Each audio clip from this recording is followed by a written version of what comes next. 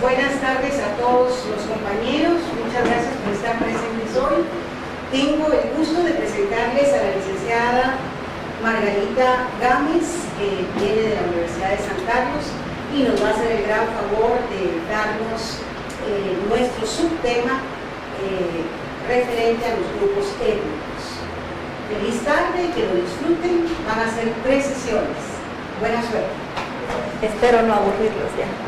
Buenas tardes, como ya dijo la licenciada, soy socióloga, estudio las culturas, trabajo en grupos, en la organización de grupos, y realmente para mí es un honor estar aquí con ustedes y realmente felicitarlos porque son jóvenes y realmente están dando un gran paso en donde nos podemos dar cuenta que Guatemala eso es lo que quiere, es un cambio y ustedes lo están dando. Y no importa que seamos 10 o pocos, pero es lo que importa, que ya están haciendo ese cambio. Y para que nosotros demos ese cambio necesitamos dar propuestas.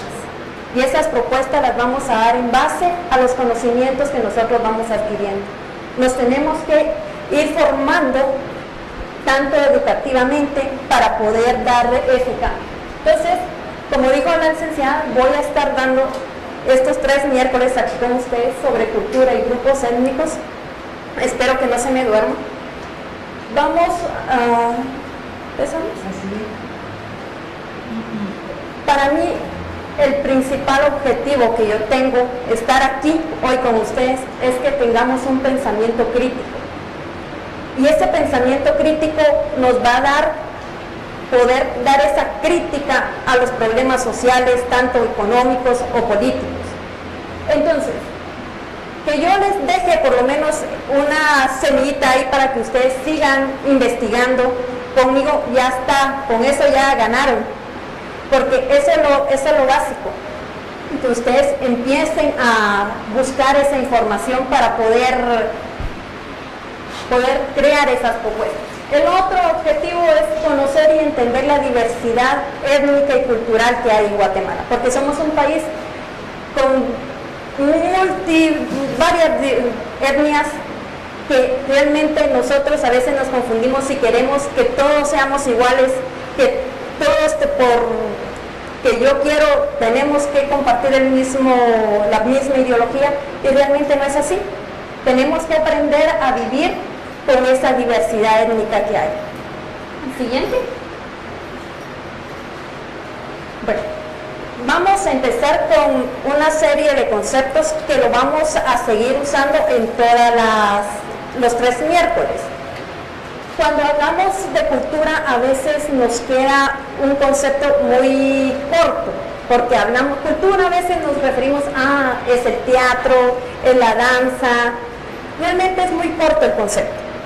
Vamos a ver que cultura, según antropológicamente, es muy amplio porque están las creencias, el arte, la moral, las costumbres, todos los hábitos que nosotros tenemos.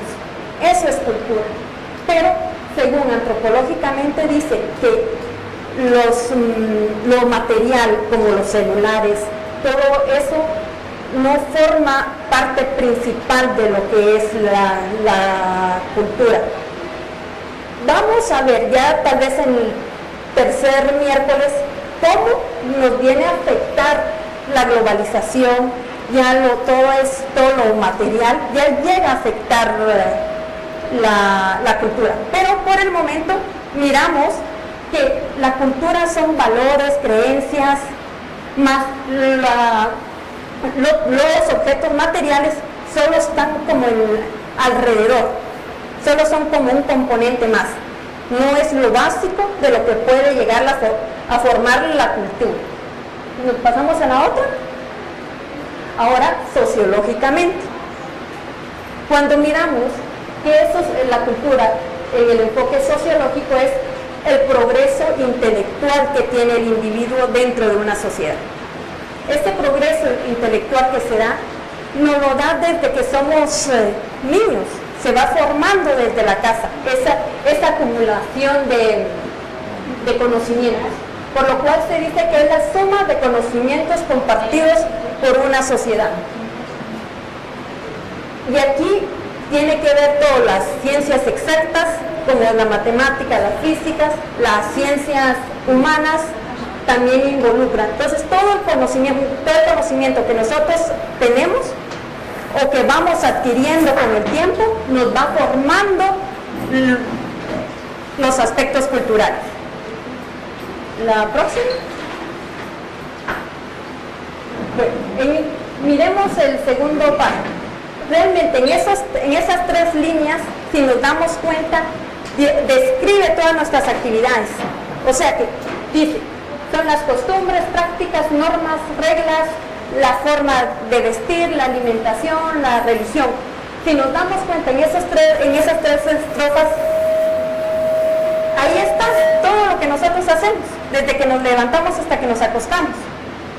Entonces, ¿qué es cultura?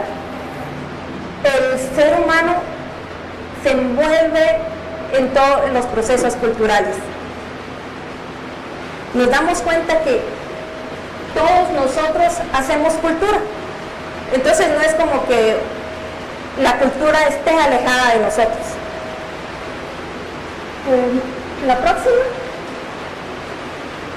Etnia. Etnia es la identificación que nosotros nos damos a un grupo. Es cuando nos identificamos a cierto grupo en donde tenemos las mismas características como el idioma, la alimentación, la religión. Eso es etnia, cuando nosotros nos identificamos en cierto grupo. Próximo. ¿Qué es diversidad? ¿Qué es identidad? La identidad entonces son las características propias de un grupo.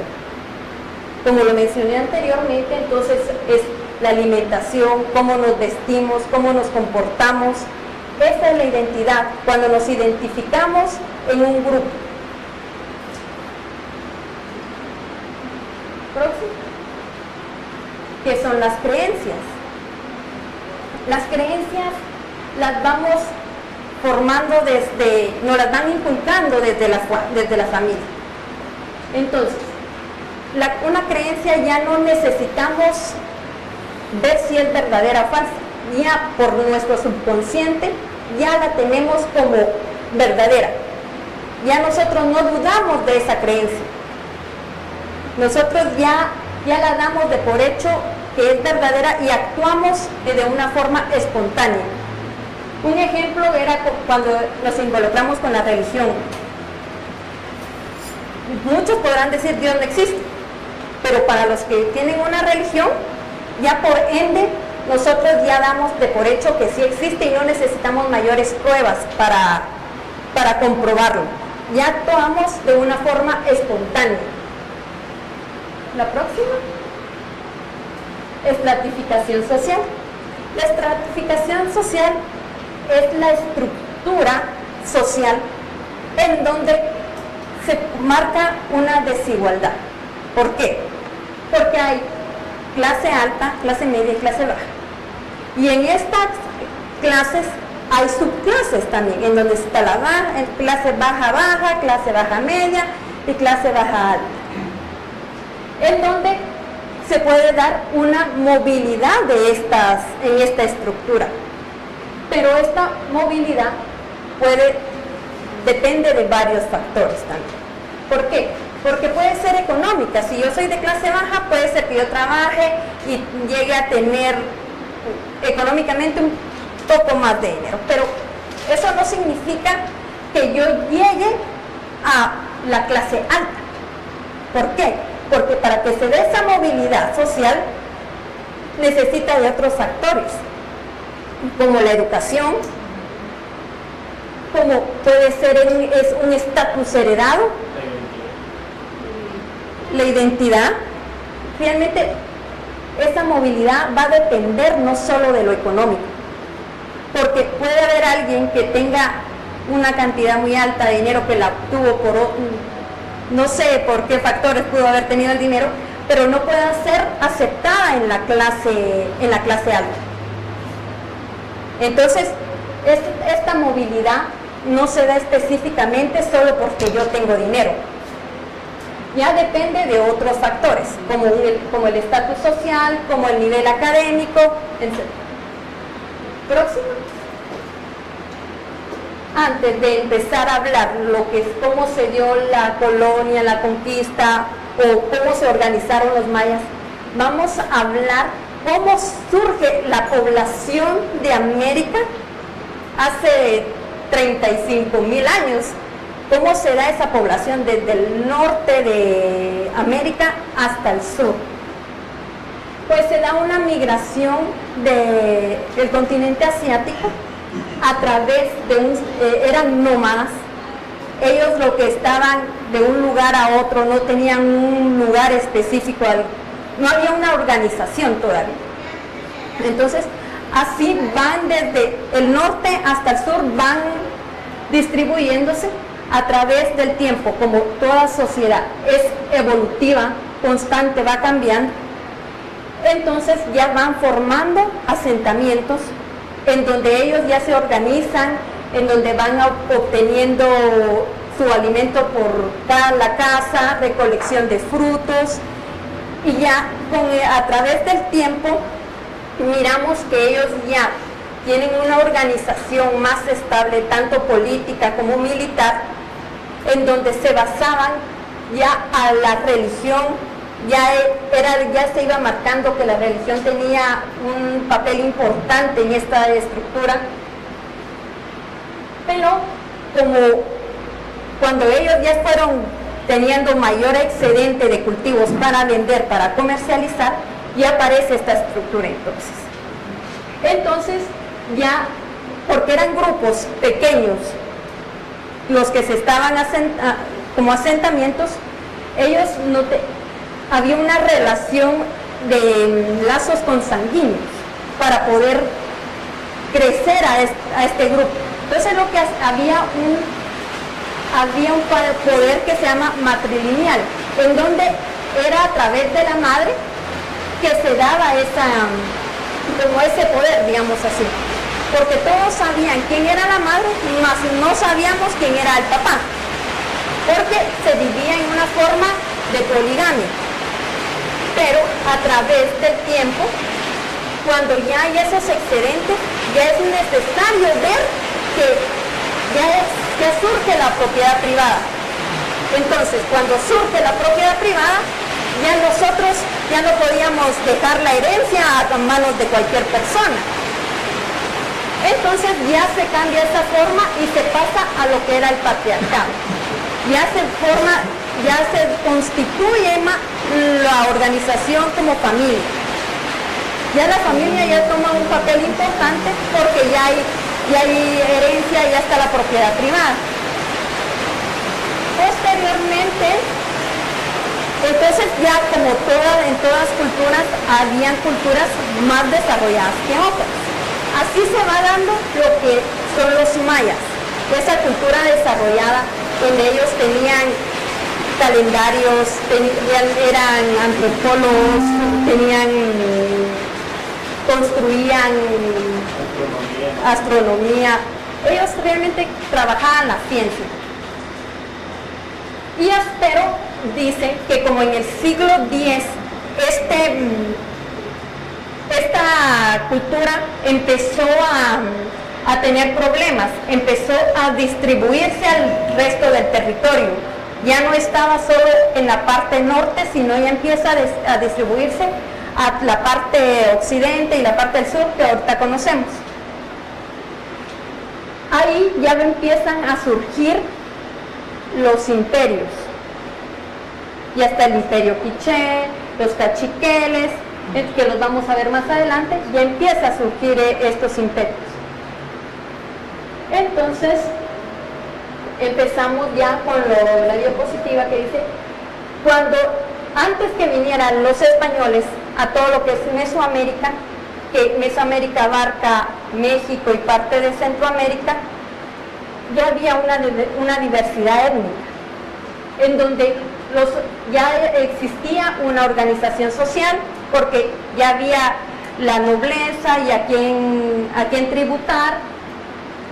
existían también luchas por territorios, porque ya los imperios, entre más territorio conquistaban, tenían más poder, aunque en la conquista se dio un caso diferente, aunque se vino también a conquistar un territorio, había una estructura social que nos imponían.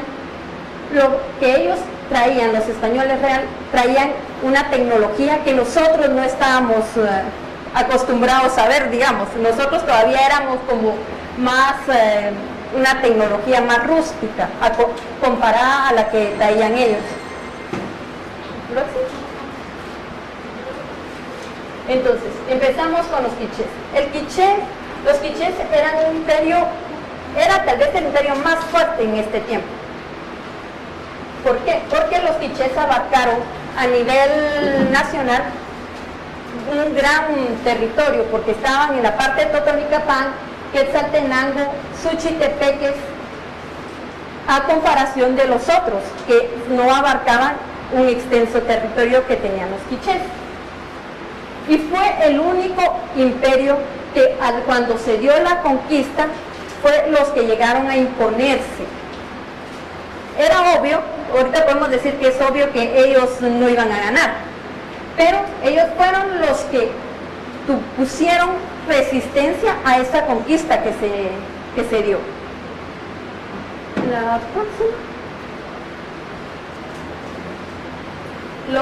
También, tanto los cachiqueles como los sutuiles en su tiempo fueron aliados de los quichés, pero después ellos ya tomaron su propio territorio, donde los cachiqueles estuvieron ubicados en lo que hoy conocemos Antigua Guatemala. Los sutuiles estuvieron en la parte de la costa sur. Y aquí miramos entonces, sí logramos ver toda esta parte de arriba que está marcada, fue donde conquistaron los quichés. Si miramos en proporciones, los quichés tenían un gran territorio gobernado, y aparte que ya estaban en la parte que ahora es Izabal, la parte de las Verapaces, ya estaban conquistando todo ese territorio. Entonces los quichés en territorio tenían un gran poder. Los cachiqueles se enfocaron más en la parte central, en lo que es Antigua Guatemala, y se trataron de tener territorio en la parte de Santa Rosa con los chincas, y los sutuiles que estuvieron en la parte de la costa sur.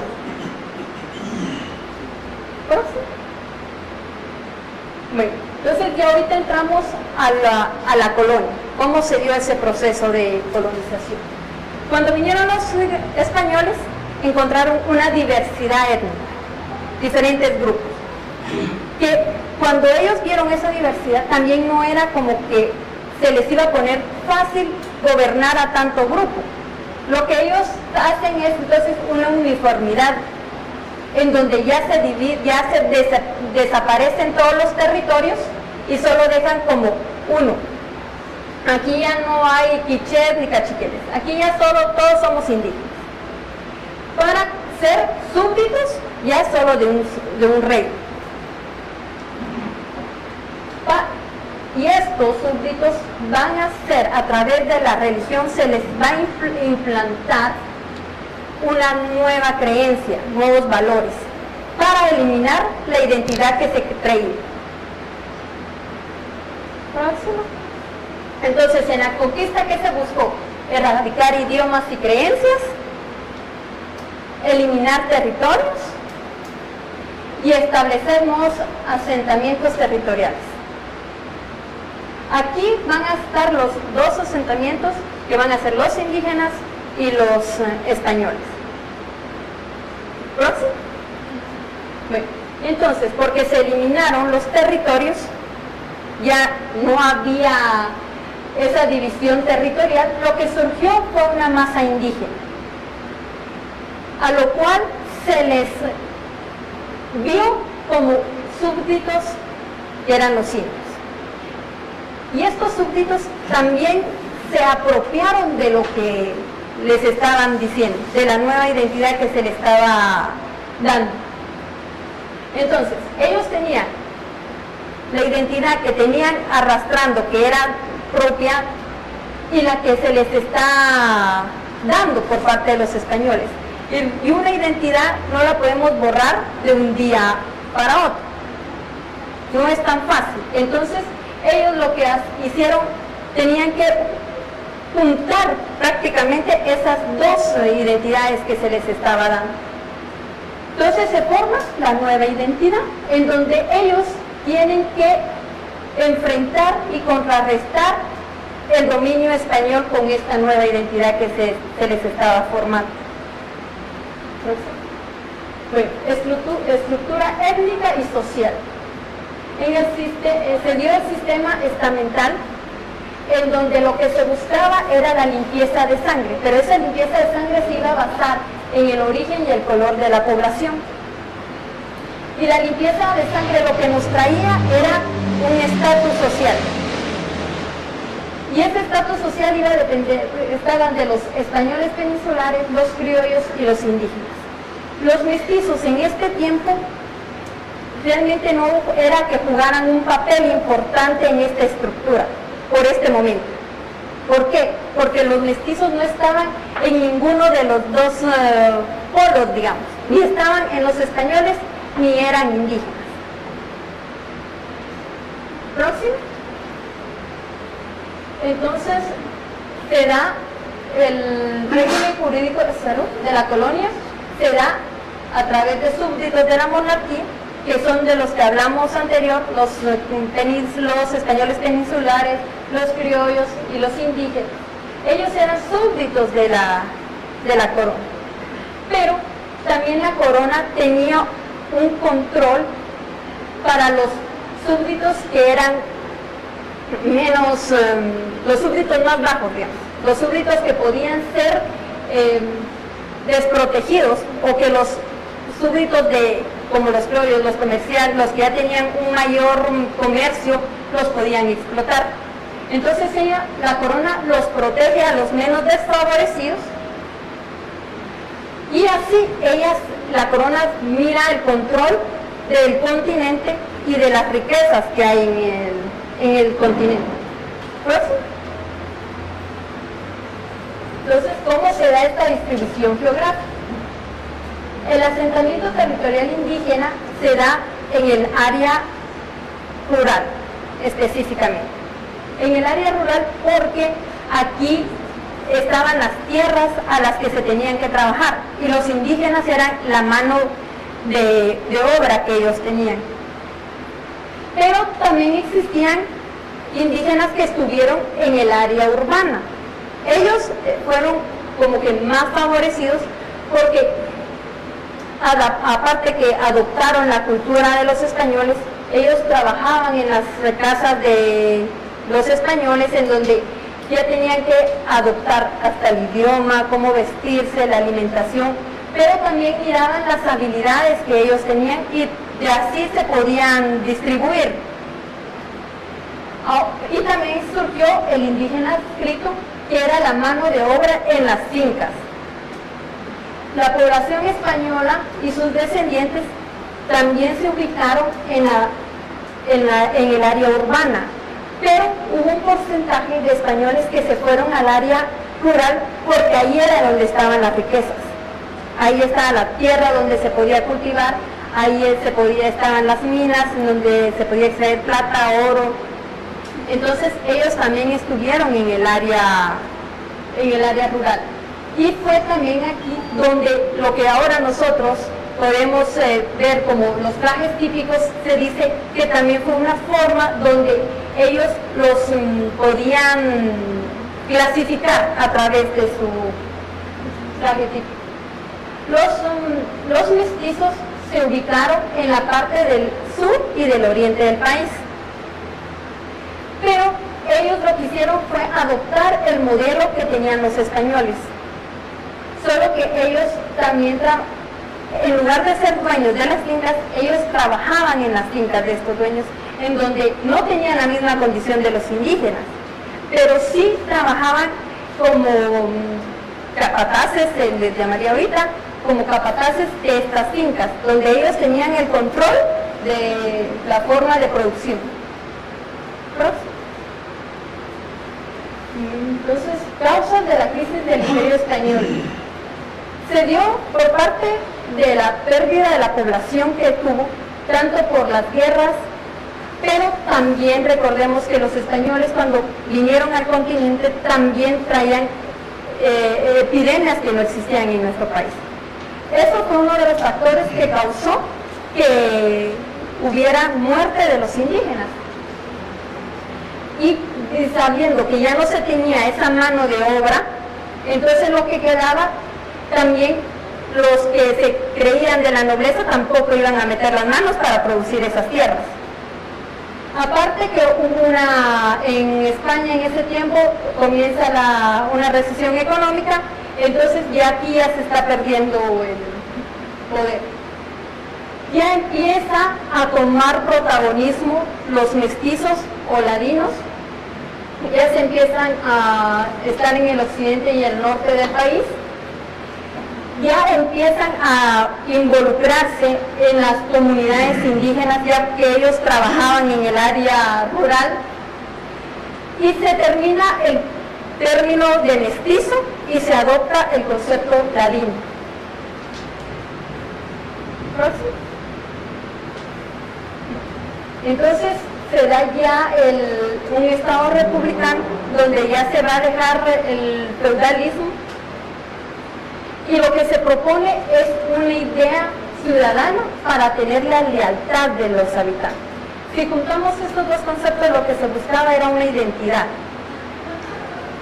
en donde lo que se quería que existiera una igualdad, que no hubiera esa distinción étnica, religiosa o cultural, en donde se iba a incluir ya al indígena, en donde ya mirábamos al indígena ya no como un súbdito, ya no como parte de la ciudadanía.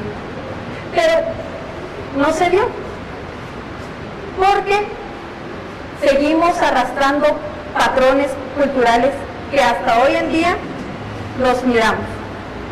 Entonces, también es como para que nos demos cuenta que tanto es bueno seguir repitiendo patrones culturales que a la vez hacen daño a la sociedad. Próximo.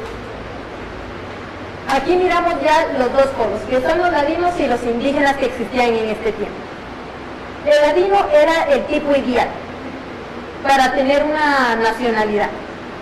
¿Por qué? Porque aparte que estaba ya en el área rural y en el área urbano, hablaba español y tenía el tipo que todos que buscaban para la ciudadanía. ¿Qué pasa con el indígena? El indígena lo mirábamos como un atraso social en donde no nos llevaba a la modernidad, era un actor inferior. Entonces, estos dos, si miramos esta descripción, lo que nos daba una desigualdad.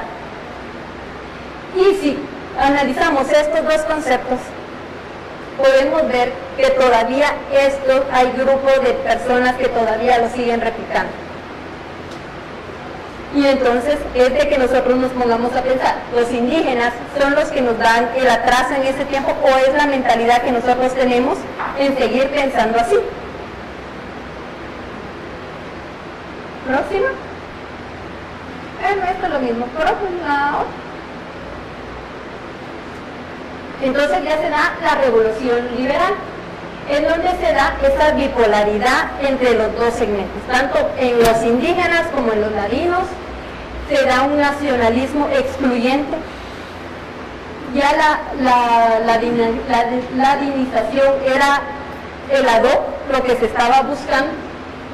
Se buscó un control político y económico de estas comunidades, porque lo importante para este periodo fue la agroexportación. Lo que era importante era producir en donde existían grandes latifundios, en donde se producían café y se le apostaba a la exportación. Aquí también se usaron tierras de indígenas para producir estas, que ya eran propias del Estado. Próximo. El discurso que se tenía en el liberalismo era el progreso, la modernidad y la ciudadanía. Pero no se da. ¿Por qué? Porque todavía se miraba al indígena como un atraso social. Entonces lo que ellos proponían era un proyecto de asimilación regenerativa. ¿Y en qué se basaba este proyecto?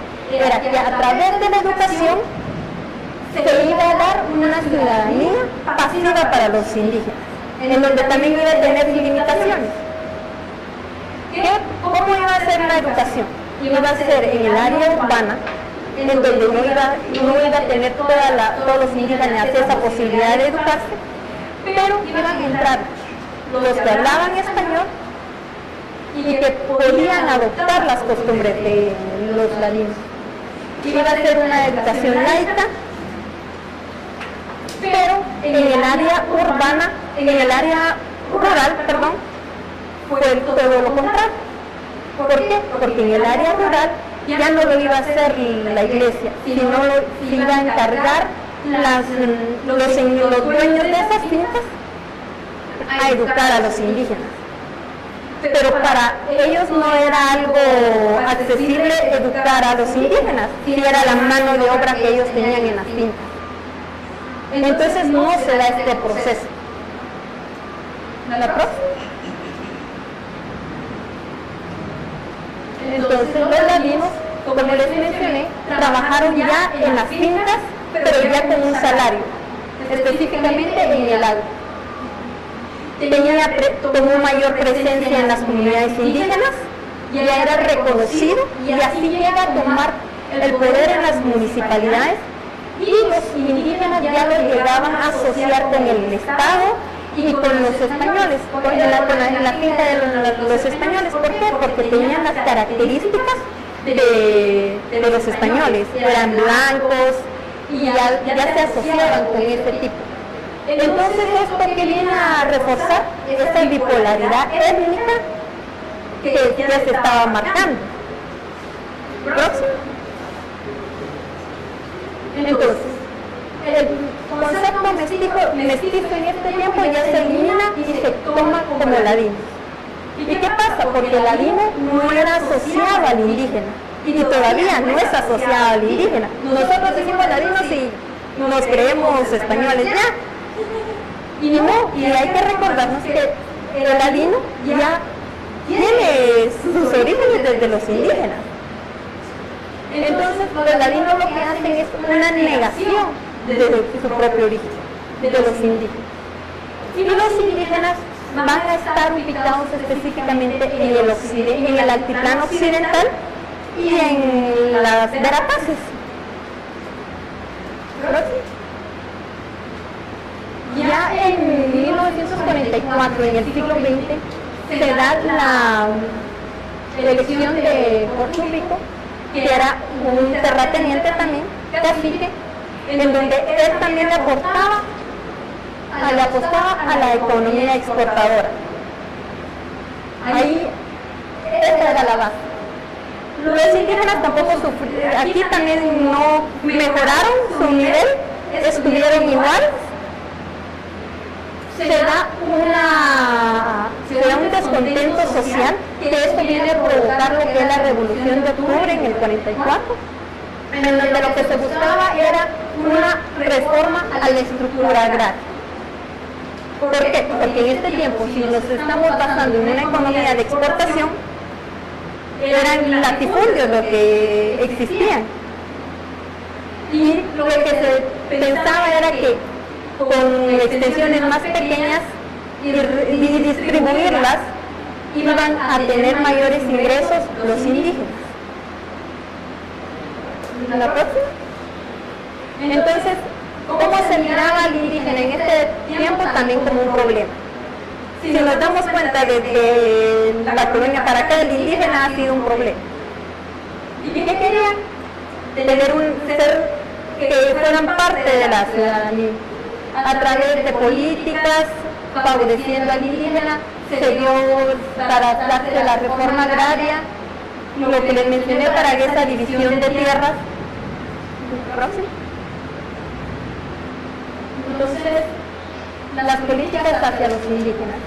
Se termina el régimen liberal, se sigue con el discurso del programa de igualdad a partir de todos los derechos, se quiere dar una integración social, se declara ilegal cualquier forma de discriminación que se podría dar tanto de raza, color, religión, y se mantuvo la propuesta liberal de que se dé una igualdad.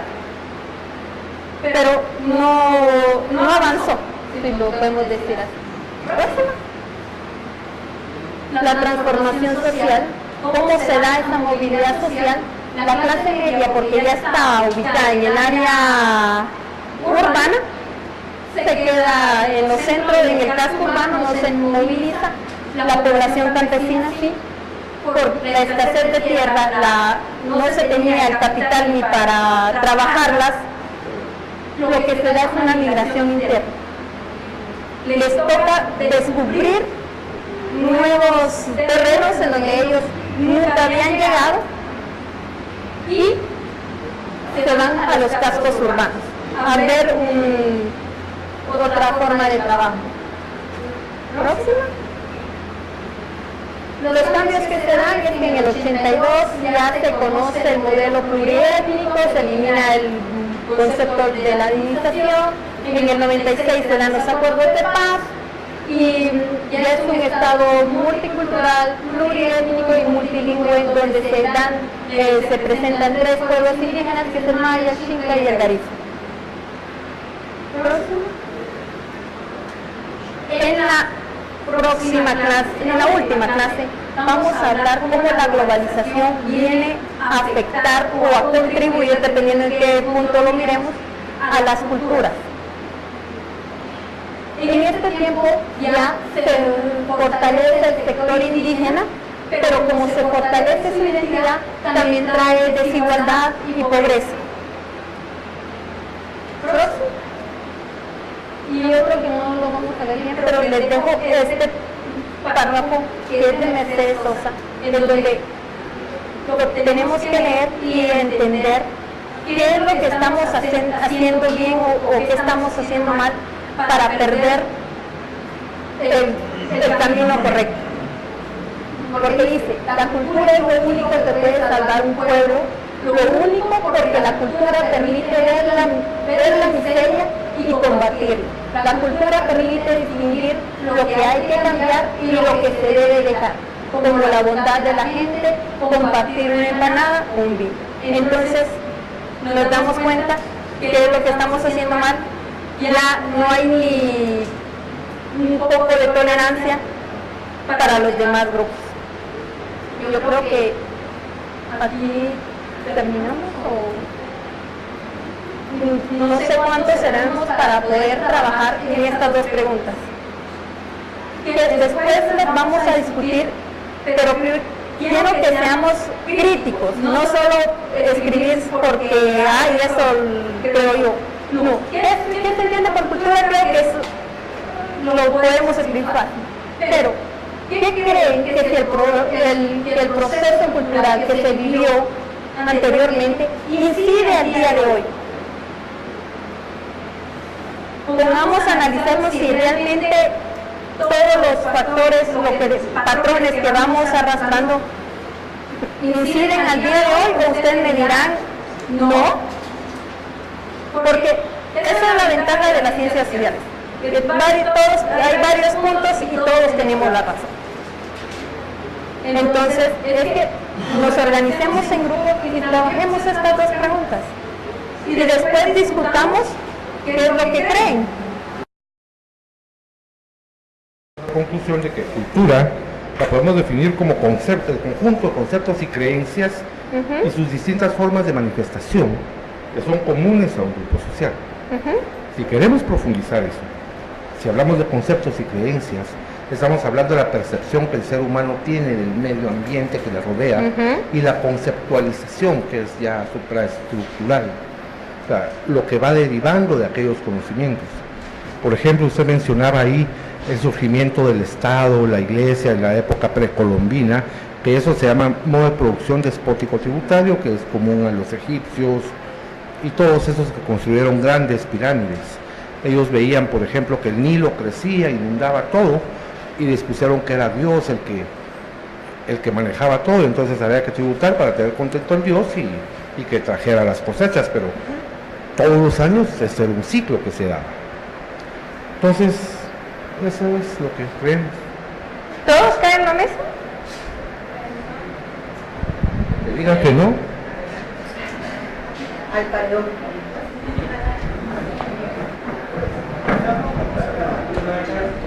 Bueno, para mí cultura es lo que cada uno de nosotros es, lo que hemos aprendido de nuestra familia, lo que hemos aprendido de otras personas y la forma en cómo aplicamos eso en nuestra vida. Eso mismo, eso mismo que dijo compañero. Mire, creo que todos podemos dar un concepto de cultura en donde lo vamos a decir en diferentes palabras, porque todos al final